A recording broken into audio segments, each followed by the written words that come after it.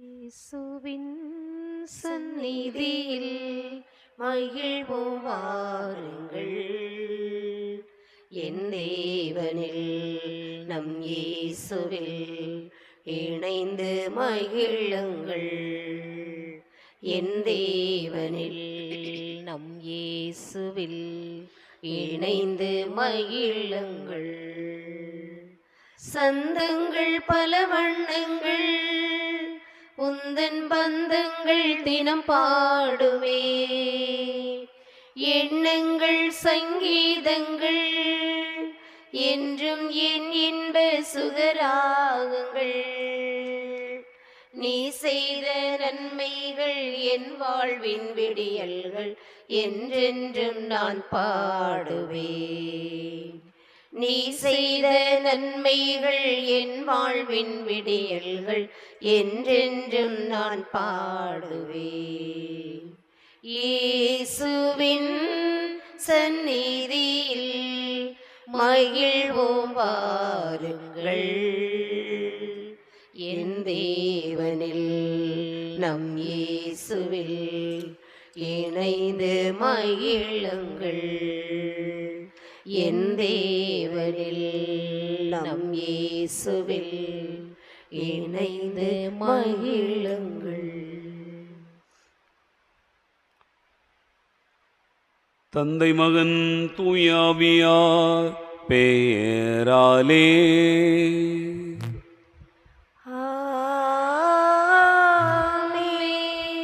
நம் ஆண்டவராகிய இயேசு கிறிஸ்துவின் அருளும் கடவுளின் அன்பும் தூயாவியாரின் நட்புறவும் உங்கள் அனைவரோடும் இருப்பதாக.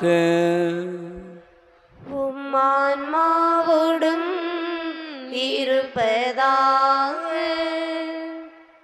ஆண்டவர் இயேசு கிறிஸ்துவில் அன்பு நிறைந்த சகோதர சகோதரிகளே, இறைவன் நமக்கு இந்த புதிய நாளை தந்து ஆசீர்வதித்திருக்கிறார். நம் ஆண்டவருக்கு நன்றி கூறுவோம்.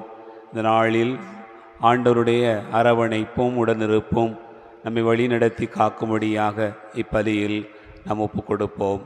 ஆண்டவருடைய அருளையும் ஆசீர்வாதங்களையும் பெறுவதற்கு தடையாயிருக்கிற நம்முடைய பாவங்கள் பலவீனங்களுக்காக மனம் வருந்துவோம். ஆண்டவரிடத்திலே மன்னிப்பு கேட்போம். எல்லாம் வல்ல இறைவனிடமும் சகோதர சகோதரிகளிடமும் நான் பாவியனை ஏற்றுக்கொள்ளுகிறேன். ஏனெனில் என் சிந்தனையாலும் சொல்லாலும் செயலாலும் கடமையில் தவறியதாலும் பாவங்கள் பல செய்தேன். என் பாவமே, என் பாவமே, என் பெரும் பாவமே. ஆகையால் எப்பொழுதும் கன்னியான புனித மரியாளையும் வானதூதர் புனிதர் அனைவரையும் சகோதர சகோதரிகளையும் உங்களையும் நம் இறைவனாகிய ஆண்டவரிடம் எனக்காக வேண்டிக் கொள்ள மன்றாடுகிறேன். எல்லாம் வல்ல இறைவன் நம் மீது இரக்கம் வைத்து நம் பாவங்களை மன்னித்து நம்மை நிலைவாழ்வுக்கு அழைத்து செல்வாராக. ஆமென். உள்ளம் நொறுங்கி வருந்துவோரை நலமாக்க அனுப்ப பெற்ற ஆண்டவரே இரக்கமாயிரும். ஆண்டவரே இரக்கமாயிரும். பாவிகளை தேடி வந்த கிறிஸ்துவே இரக்கமாயிரும். கிறிஸ்துவே இரக்கமாயிரும். தந்தையின் வலப்பக்கம் வீற்றிருந்து எங்களுக்காக பரிந்து பேசுகின்ற ஆண்டவரே இரக்கமாயிரும். ஆண்டவரே இரக்கமாயிரும். மன்றாடுவோமாக. என்றென்றும் உள்ள இல்லாமல்ல இறைவா, எங்கள் செயல்களை உமது திருவுளத்திற்கு ஏற்ப நெறிப்படுத்தியருளும். இவ்வாறு அன்பு திருமகனின் பெயரா நாங்கள் மிகுதியான நற்செயல்கள் புரிந்திட தகுதி பெற வேண்டுமென்று எங்கள் ஆண்டவராகிய கிறிஸ்து வழியாக உம்மை மன்றாடுகிறோம்.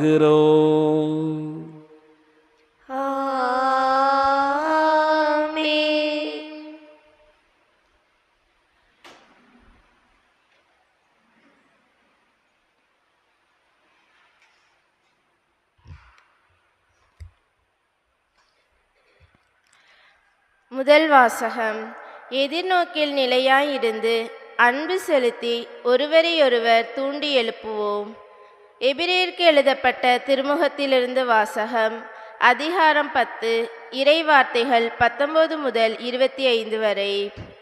எபிரேயருக்கு எழுதப்பட்ட திருமுகத்திலிருந்து வாசகம். அதிகாரம் 10, இறைவார்த்தைகள் 19 முதல் 25 வரை. சகோதர சகோதரிகளே, இயேசுவின் உடலை கோவிலின் திரைச்சீலைக்கு ஒப்பிடலாம். இத்திரைச்சீலை வழியாக திருத்தூயகத்திற்குள் நுழைய நமக்கு துணிவு உண்டு. ஏனெனில் அவர் இரத்தம் சிந்தி நமக்கென புதியதொரு வழியை திறந்து வைத்துள்ளார். இதுவே வாழ்வுக்கு அழைத்து செல்லும் வழி. மேலும் கடவுளுடைய இல்லத்தின் மீது அதிகாரம் பெற்ற பெரிய குரு ஒருவர் நமக்கு உண்டு.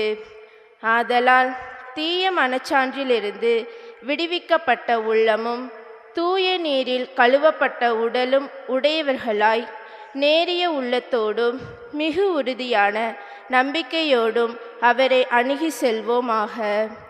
நமக்கு வாக்களித்தவர் நம்பிக்கைக்கு உரியவர். எனவே நாம் எதிர்நோக்கி இருப்பதை பற்றி தயக்கமின்றி அறிக்கையிடுவதில் நிலையாயிருப்போமாக.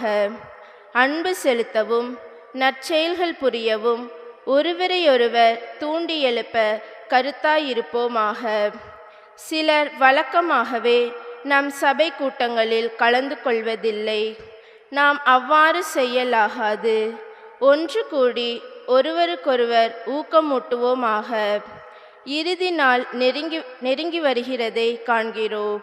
எனவே இன்னும் அதிகமாய் ஊக்கமூட்டுவோம். இது ஆண்டவர் வழங்கும் அருள்வாக்கு. பதிலுரை பாடல். திருப்பாடல் 24. பல்லவி. ஆண்டவரை நாடுவோரின் தலைமுறையினர் இவர்களே. ஆண்டவரை நாடுவோரின் தலைமுறையினர் இவர்களே. மண்ணுலகும் அதில் நிறைந்துள்ள அனைத்தும் ஆண்டவருடையவை. நில உலகும் அதில் வாழ்வனவும் அவருக்கே சொந்தம். ஏனெனில் அவரே கடல்கள் மீது அதற்கு அடித்தளமிட்டார். ஆறுகள் மீது அதை நிலைநாட்டினவரும் அவரே. பல்லவி. ஆண்டவரை நாடுவோரின் தலைமுறையினர் இவர்களே. ஆண்டவரது மலையில் ஏற தகுதியுள்ளவர் யார்? அவரது திருத்தலத்தில் நிற்கக்கூடியவர் யார்? கரைபடாத கைகளும் மாசற்ற மனமும் உடையவர், பொய் தெய்வங்களை நோக்கி தம் உள்ளத்தை உயர்த்தாதவர். பல்லவி. ஆண்டவரை நாடுவோரின் தலைமுறையினர் இவர்களே. இவரே ஆண்டவரிடம் ஆசி பெறுவார். தம் மீட்பராம் கடவுளிடமிருந்து நேர்மையாளர் என தீர்ப்பு பெறுவார். அவரை நாடுவோரின் தலைமுறையினர் இவர்களே. யாக்கோப்பின் கடவுளது முகத்தை தேடுவோர் இவர்களே. பல்லவி.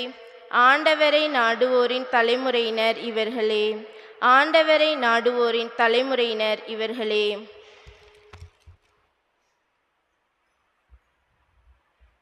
அல்லேலூயா அல்லேலூயா அல்லேலூயா அல்லேலூயா அல்லேலூயா அல்லேலூயா. என் காலடிக்கு உம் வாக்கே விளக்காகும், என் பாதைக்கு ஒளியும் அதுவே. அல்லேலூயா அல்லேலூயா அல்லேலூயா அல்லேலூயா. ஆண்டவர் உங்களோடு இருப்பாராக. உம் ஆன்மாவோடும் இருப்பாராக. தூய மார்க்கு எழுதிய நற்செய்தியிலிருந்து வாசகம். ஆண்டவரே மாற்றி உமக்கே.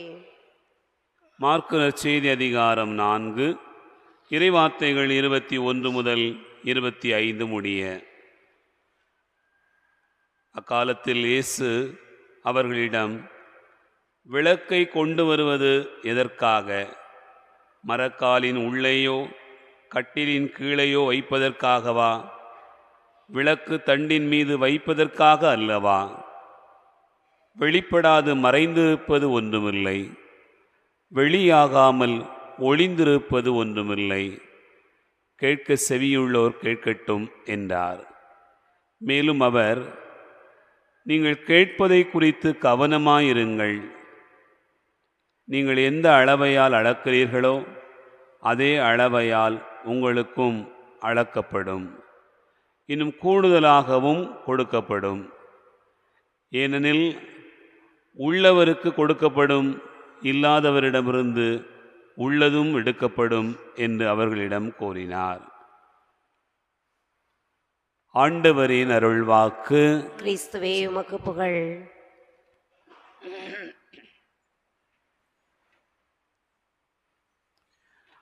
ஆண்டவர் இயேசு கிறிஸ்துவில் அன்பு நிறைந்த சகோதர சகோதரிகளே,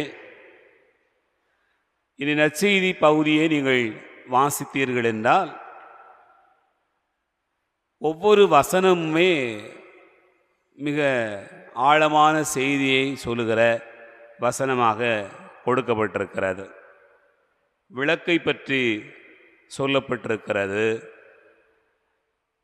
நம்முடைய கேட்கிற ஆற்றல் குறித்து சொல்லப்பட்டிருக்கிறது. நாம் என்ன கொடுக்கிறோம் என்பதை குறித்து, எந்த அளவையால் அளக்கிறீர்கள் என்பதை குறித்து சொல்லப்பட்டிருக்கிறது. இந்த பகுதிகளை எல்லாம் தியானிக்கிற போது ஒவ்வொன்றும் ஒரு செய்தியை சொல்வதாக நாம் பார்க்கலாம். இதில் 25வது வசனத்தை நாம் பலமுறை தியானித்திருந்தாலும் மீண்டும் ஒரு முறை இந்த பகுதியை பாருங்கள். ஏனெனில் உள்ளவருக்கு கொடுக்கப்படும், இல்லாதவரிடமிருந்து உள்ளதும் எடுக்கப்படும். என்ன உள்ளவருக்கு என்ன கொடுக்கப்படும், என்ன இல்லாதவரிடமிருந்து உள்ளதும் எடுக்கப்படும்.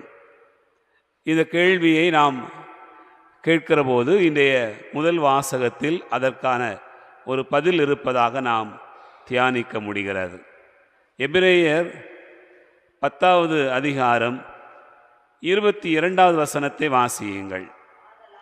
ஆதலால் தீய மனச்சான்றிலிருந்து விடுவிக்கப்பட்ட உள்ளமும் தூய நீரில் கழுவப்பட்ட உடலும் உடையவர்களாய் நேரிய உள்ளத்தோடு மிக உறுதியான நம்பிக்கையோடும் அவரை அணுகிச் செல்வோமாக. அப்படி அணுகிச் சென்றால் நமக்கு என்ன கிடைக்கும்? அதுதான் நாம் இன்றைக்கு 19-20வது வசனத்தில் வாசிக்கிறோம். வாசிங்க. சகோதர சகோதரிகளே, இயேசுவின் உடலை கோவிலின் திரைச்சீலைக்கு ஒப்பிடலாம். இத்திரைச்சிலை வழியாக திருத்தூயகத்திற்குள் நுழைய நமக்கு துணிவு உண்டு. ஏனெனில் அவர் இரத்தம் சிந்தி நமக்கென புதியதொரு வழியை திறந்து வைத்துள்ளார். இதுவே வாழ்வுக்கு அழைத்து செல்லும் வழி. அன்பார்ந்தவர்களே, கேள்வி நற்செய்தி பகுதியில் இருக்கிறது. அதாவது உள்ளவர் எல்லாரும் கொடுக்கப்படும், இல்லாதவரிடமிருந்து உள்ளதும் எடுக்கப்படும். என்ன உள்ளவருக்கு என்ன கொடுக்கப்படும் என்பதற்கான பகுதியிலாக நாம் பார்க்கிற போது, தீய மனச்சான்று இல்லாமல் உடலை தூயதாக வைத்துக்கொண்டு நம்பிக்கை நிறைந்தவர்களாக எதிர்நோக்கி இருப்பீர்கள் என்றால் நீங்கள் திருத்தூயகத்திற்குள்ளாக நுழைவீர்கள். இந்த திருத்தூயகத்திற்குள்ளாக நுழைவதற்கான வழிதான் இயேசுவினுடைய இரத்தம். ஒரு ஆலயத்தின் திரைச்சீலை, அதை விலக்கிவிட்டால் நாம் எங்கே போகிறோம் என்றால் அங்கே திருத்தூயகத்திற்குள்ளாக இறைவனுடைய பிரசன்னத்தை கண்டுணர்கிறோம். ஆகவே இந்த திரைச்சீலையாகவும் வழியாகவும் இரத்தமாகவும் இருப்பது நம் ஆண்டவர் இயேசு கிறிஸ்து. அதன் வழியாகத்தான் நாம் ஆண்டவரை சென்றடைகிறோம் என்று இந்த நாளினுடைய செய்தியாக நமக்கு சொல்லப்பட்டிருப்பதை தியானிக்க முடிகிறது.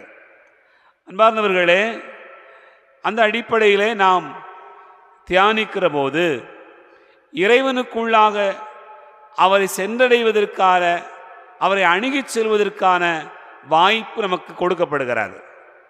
அப்போ நாம் என்ன செய்ய வேண்டியிருக்கிறது? நம்மிடத்தில் இருக்கக்கூடிய பல விஷயங்கள் நாம் மறைத்து கொள்ளலாம், மறைந்திருக்கிறது, ஒளிந்திருக்கிறது என்பது போல நினைத்து கொண்டிருக்கிறோம். ஆனால் ஆண்டவருடைய நாள் வருகிற போது அவையெல்லாம் வெளிப்படுத்தப்பட்டு விடும் என்று சொல்லப்பட்டிருக்கிறது. அன்பார்ந்தவர்களே, வெளிப்படாதவாறு மறைந்திருப்பதும் வெளியாகாமல் ஒளிந்திருப்பதும் ஒன்றுமில்லை என்று ஆண்டவர் சொல்கிறார். இதில் 2 வார்த்தையும் ஒன்று தான் அப்படிங்கிறது போல இருக்கும். மறைந்திருப்பது, ஒளிந்திருப்பது. மறைந்திருப்பது என்ன? ஆங்கிலத்தில் அதை ஹிடன் என்று சொல்லுகிறோம். ஒளிந்திருப்பது என்ன? அது சீக்ரெட்னு சொல்லுகிறோம். ரெண்டுக்கும் என்ன வித்தியாசம் அப்படின்னு பார்த்தோம்னு சொன்னால், நாம் நம்முடைய கடைசி காலத்தை இறுதி தீர்ப்பை போல அதை நினைவில் கொண்டால்தான் இதற்கான பொருள் புலப்படுகிறது. ஒளிந்திருப்பது என்ன? யாருக்குமே தெரியாது. நான் செய்கிற பாவம் யாருக்குமே தெரியாது, யாருக்குமே தெரியாது என்று நாம் நினைத்து கொண்டிருப்போம். ஆனால் மறைக்கப்பட்டிருப்பது என்ன? ஆண்டவருடைய அன்பினால் நாம் இவ்வளவு நாளும் காக்கப்பட்டிருக்கிறோம் அப்படிங்கிறது தான் மறைக்கப்பட்டிருப்பது. ஒரு நாள் அது வெளிப்படுத்தப்படுகிற போது அந்த அன்பு தான் நம்மை காத்து வந்தது என்று நாம் புரிந்து கொள்ளுகிறோம். என் அன்புக்குரிய சகோதர சகோதரிகளே, அப்படி என்றால் இதை புரிந்து கொண்டோம் என்று சொன்னால் நாம் திருத்தூயகத்திற்குள்ளாக எப்படி நுழைய முடியும்? தூய மனச்சான்றின் வழியாக, உடலை தூயதாக வைத்துக் கொள்வதன் வழியாக, நம்பிக்கையின் வழியாக. தூய மனச்சான்று எப்படி உண்டாகிறது? ஒருவர் தன்னுடைய பாவத்தை அறிக்கையிடுவதன் வழியாக தூய மனச்சான்று. உடலை தூய்மையாக வைத்துக் கொள்வது என்பது என்ன? நாம் பெற்ற திருமுழுக்கின் வழியாக பாவங்கள் கழுவப்படுகிறது, அடையாளம். நம்பிக்கை எதிர்நோக்கு என்பது என்ன? இறைவன் நமக்கு காட்டுகிற அந்த விளக்கு. அதுதான் எங்கே ஏற்றப்பட்டிருக்கிறது? விளக்கு தண்டின் மீது ஏற்றி வைக்கப்பட்டிருக்கிறது, மரக்காலுக்குள் அல்ல என்பதனை ஆண்டவருடைய வாக்கு நமக்கு சொல்கிறது. எனவே அன்பார்ந்த சகோதர சகோதரிகளே, நமக்கு திருத்தூயகத்திற்குள்ளாக நுழைவதற்கான வாய்ப்பும் வசதியும் உண்டு. அது எதன் வழியாக என்று சொன்னால் இயேசு கிறிஸ்து வழியாகத்தான். இப்படிப்பட்ட மனநிலையில் நம்முடைய மனச்சான்றை தூய்மைப்படுத்தி நாம் பயணிப்போம் என்று சொன்னால் நிச்சயமாக நமக்கு அது கொடுக்கப்படுகிறது. ஆண்டவரை தேடுவோருக்கு அது கொடுக்கப்படுகிறது என்பதை இந்த நாள் நமக்கு வெளிப்படுத்துகிறது. சிந்தித்து பார்ப்போம். ஆமென்.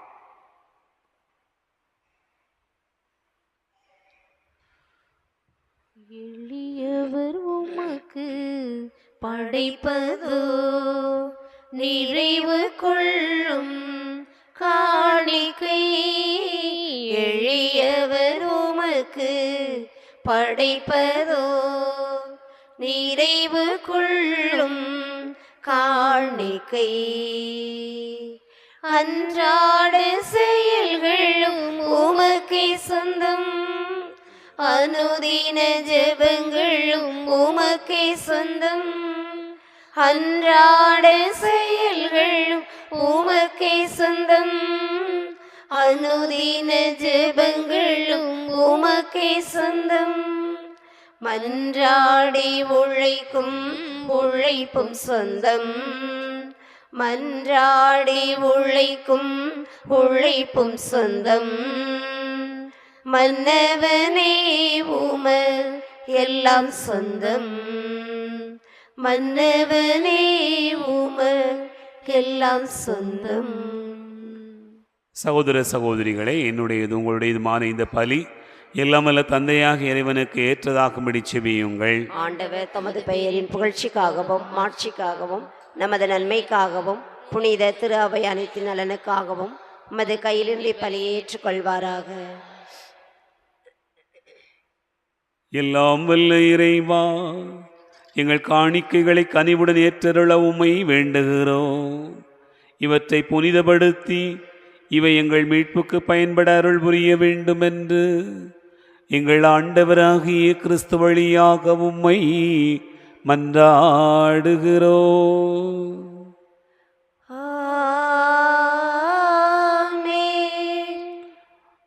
ஆண்டவர் உங்களோடு இருப்பாராக, உம் ஆன்மாவோடும் இருப்பாராக. இதயங்களை மேலே எழுப்புங்கள். ஆண்டவரிடம் எழுப்பியல்லோ இறைவனாகிய ஆண்டவருக்கு நன்றி கூறுவோம். அதுவே தகுதியும் நீதியுமானதே. ஆண்டவரே, தூயவரான தந்தையே, என்று வாழும் எல்லாமல்ல இறைவா, எந்நாளும் எவ்விடத்திலும் நாங்கள் உமக்கு நன்றி செலுத்துவது மெய்யாகவே தகுதி நீதியுமாகும், எங்கள் கடமையும் மீட்புக்குரிய செயலுமாகும். முது நன்மை மிகுதியால் எங்கள் ஆண்டவராகிய கிறிஸ்து வழியாக நீர் மனிதராகி எங்களை படைத்தீர். நாங்கள் நீதியின்படி தண்டனைக்குரியவராயினும் உமது இரக்க மிகுதியினால் எங்களை மீட்டருளினீர். ஆகவே வானகணிகள் உம்மை புகழ்கின்றனர். அவர்களோடு எங்கள் குரலையும் சேர்த்து கொள்ளுமாறு நாங்கள் தாழ்மையுடன் இறைஞ்சி புகழ்ந்து சொல்வதாவது: தூயவர் தூயவர் தூயவர், வான் படைகளின் கடவுளாம் ஆண்டவர், விண்ணகமும் மண்ணகமும் உமது மாட்சியால் நிறைந்துள்ளன. உன்னதங்களிலே ஓசன்னா. ஆண்டவர் பெயரால் வருகிறவர் ஆசி பெற்றவர். உன்னதங்களிலே ஓசன்னா. ஆண்டவரே, நீர் மெய்யாகவே தூயவர், தூய்மை அனைத்துக்கும் ஊற்று. ஆகவே உம்முடைய ஆவியை பொழிந்து இக்காணிக்கைகளை தூய்மைப்படுத்த உம்மை வேண்டுகிறோம். இவ்வாறு எங்கள் ஆண்டவர் இயேசு கிறிஸ்துவின் உடலாகவும் இரத்தமாகவும் எங்களுக்கு இவை மாறுவனவாக. அவர் பாடுபட உளம் கனிந்து தம்மை கையளித்த போது அப்பத்தை எடுத்து நன்றி செலுத்தி அதை பிட்டு தம் சீடர்களுக்கு அளித்து அவர் கூறியதாவது: அனைவரும் இதிலிருந்து பெற்று உண்ணுங்கள், ஏனெனில் இது உங்களுக்காக கையளிக்கப்படும் என் உடல்.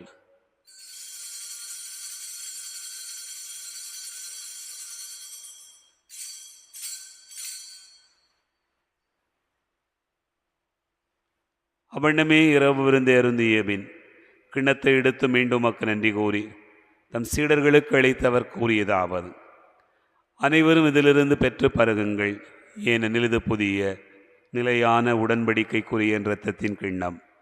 இது பாவ மன்னிப்புக்கென்று உங்களுக்காகவும் பலருக்காகவும் சிந்தப்படும். இதை நினைவாகச் செய்யுங்கள்.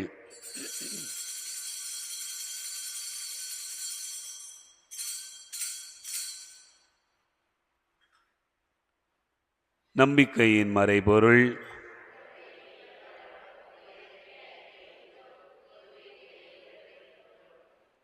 ஆகவே ஆண்டவரே, நாங்கள் கிறிஸ்துவின் இறப்பினையும் உயிர்ப்பினை நினைவு கூர்ந்து வாழ்வு தரும் அப்பத்தையும் மீட்பளிக்கும் கிண்ணத்தையும் உமக்கு ஒப்புக் கொடுக்கிறோம்.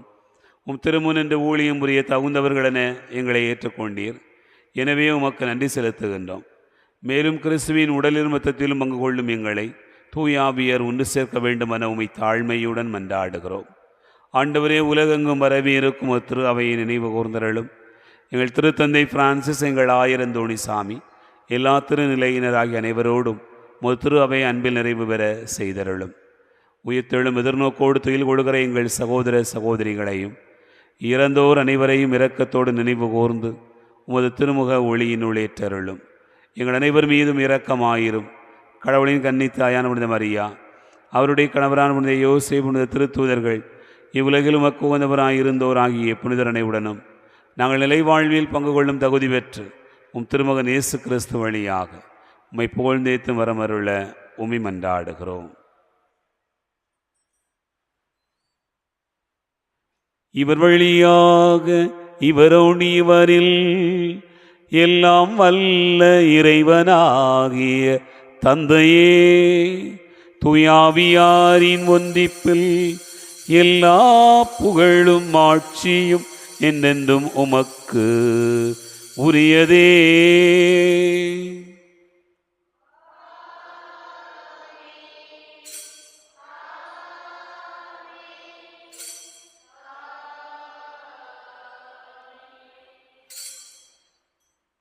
நம் ஆண்டவர் இயேசு கிறிஸ்து கற்றுக் கொடுத்தவாறு விண்ணக தந்தையை நோக்கி ஜெபிப்போம். விண்ணுலகில் இருக்கிற எங்கள் தந்தையே, உமது பெயர் தூயதென போற்ற பெறுக. உமது ஆட்சி வருக. உமது திருவுளம் விண்ணுலகில் நிறைவேறுவது போல மண்ணுலகிலும் நிறைவேறுக. எங்கள் அன்றாட உணவை இன்று எங்களுக்கு தாரும். எங்களுக்கு எதிராக குற்றம் செய்வோரை நாங்கள் மன்னிப்பது போல எங்கள் குற்றங்களை மன்னியும். எங்களை சோதனைக்குட்படுத்தாதேயும், தீமையிலிருந்து எங்களை விடுவித்தருளும். ஆண்டவரே, தீமை அனைத்திலிருந்தும் எங்களை விடுவித்து எங்கள் வாழ்நாளில் அமைதியை கனிவுடன் அருள உம்மை மன்றாடுகிறோம். உமது இரக்கத்தின் உதவியால் நாங்கள் பாவத்திலிருந்து எப்போதும் விடுதலை பெற்று யாதொரு கலக்கமும் மீது நலமாயிருப்போமாக. நாங்கள் எதிர்நோக்கி இருக்கும் பேரின்பத்துக்காகவும் மீட்பராகிய இயேசு கிறிஸ்துவின் வருகைக்காகவும் காத்திருக்கின்றோம். ஏனெனில் ஆட்சியும் வல்லமையும் ஆட்சியும் என்றென்றும் உமதே. ஆண்டவரே இயேசு கிறிஸ்துவே, அமைதியை உங்களுக்கு விட்டுச் செல்கிறேன், என் அமைதியை உங்களுக்கு தருகிறேன் என்றும் திருத்தூதர்களுக்கு மொழிந்தீரே. எங்கள் பாவங்களை பாராமல் உமது திரு அவையின் நம்பிக்கையை கண்ணோக்கி உமது திருவுளத்திற்கு ஏற்பதற்கு அமைதியும் ஒற்றுமையும் அளித்தருள்வீராக. என்னென்று வாழ்ந்து ஆட்சி செய்கின்றவர் நீரே. ஆமென். ஆண்டவருடைய அமைதி உங்களுடன் இருப்பதாக, உம் ஆத்மாவோடு இருப்பதாக. ஒருவருக்கொருவர் அமைதியை பகிர்ந்து கொள்வோம். உலகின் பாவங்களை போக்கும் இறைவனின் செம்மறியே எங்கள் மேல் இரக்கமாயிரும். உலகின் பாவங்களை போக்கும் இறைவனின் செம்மறியே எங்கள் மேல் இரக்கமாயிரும்.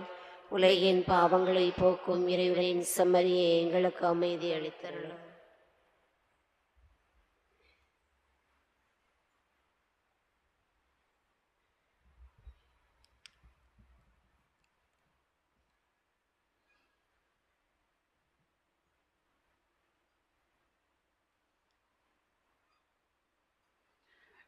இதோ இறைவனின் செம்மறி, இதோ உலகின் பாவங்களை போக்குகிறவர்.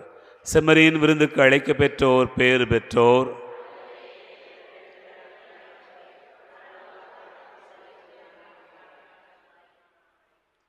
கிறிஸ்துவின் திருவுளத்தை காத்து நித்திய வாழ்வளிப்பதாக.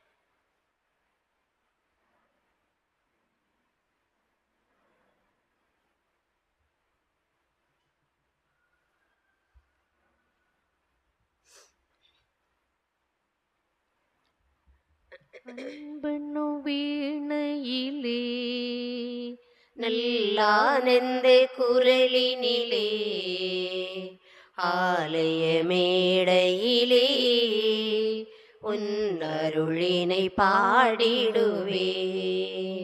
அன்பென்னும் வீணையிலே நல்லானந்த குரலினிலே ஆலய மேடையிலே உன் அருளினை பாடிடுவேன். அகமென கோவிலிலே என் தெய்வமாய் நீருப்பாய். அகமென கோவிலிலே என் தெய்வமாய் நீருப்பாய். அன்பென்னும் விளக்கேற்றி உன் அருளினை வேண்டிடுவேன். அன்பென்னும் வீணையிலே நல்லானந்த குரலினிலே ஆலய மேடையிலே உன் அருளினை பாடிடுவேன். வாழ்வின சோலையிலே நல் தென்றலாய் நீருப்பாய். வாழ்வின சோலையிலே நல் தென்றலாய் நீருப்பாய். தூய்மை எனும் மலரை நான் தாழ்மலர் படைத்திடுவேன். அன்பென்னும் வீணையிலே நல்லானந்த குரலினிலே ஆலய மேடையிலே உன் அருளினை பாடிடுவேன்.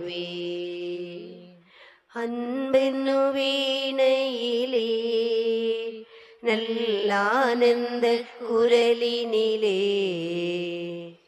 ஆலய மேடையிலே உன் அருளினை பாடிடுவேன்.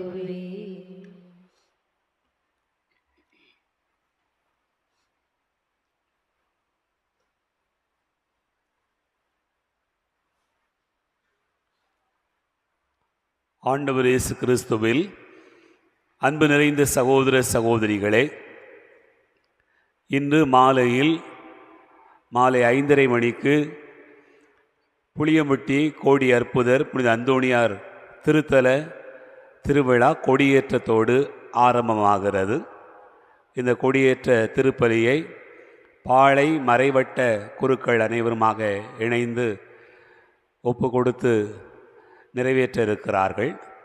ஆகவே இறைமக்கள் இந்த திருவிழா நாட்களில் கொடியேற்றம் தொடங்கி மற்ற நாட்களில் திருவிழா நிகழ்வுகளிலே கலந்து கொண்டு இறை ஆசீர் பெற பங்குத்தந்தை அவர்கள் உங்களை அன்போடு அழைக்கிறார். முடிந்தவர்கள் கலந்து கொண்டு இறை ஆசீர் பெற அன்போடு கேட்டுக்கொள்கிறேன்.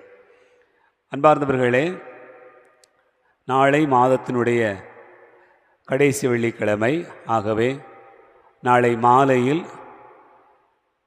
சிலுவை கோவிலில் திருப்பலி நடைபெறும் என்பதனை அன்போடு தெரியப்படுத்திக் கொள்கிறேன். நாளை காலையில் நமது ஆலயத்தில் ஒரு திருமண திருப்பலி இருக்கிறது. ஆகவே இந்த நிகழ்வுகளிலே கலந்து கொண்டு இறை ஆசீர் பெறவும் அன்போடு அழைக்கிறேன். எழுந்து நிற்போம், ஆண்டவருக்கு நன்றி கூறுவோம். மன்றாடுவோமாக. எல்லாம் வல்ல இறைவா, எங்களுக்கு அருள் புரிய உம்மை வேண்டுகிறோம். அதனால் புத்துயிர் தரும் உமது அருளை பெற்றுள்ள நாங்கள் உமது கொடையை முன்னிட்டு என்றும் பெருமை கொள்ள வேண்டும் என்று எங்கள் ஆண்டவராகிய கிறிஸ்து வழியாக உம்மை மன்றாடுகிறோம்.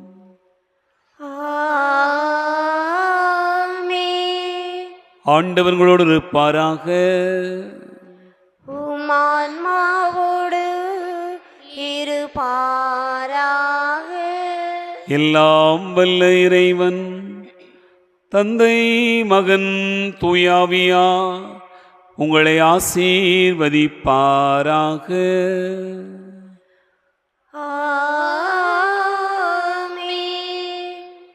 சென்று வாழுவோம். திருப்பலி நிறைவேறிற்று.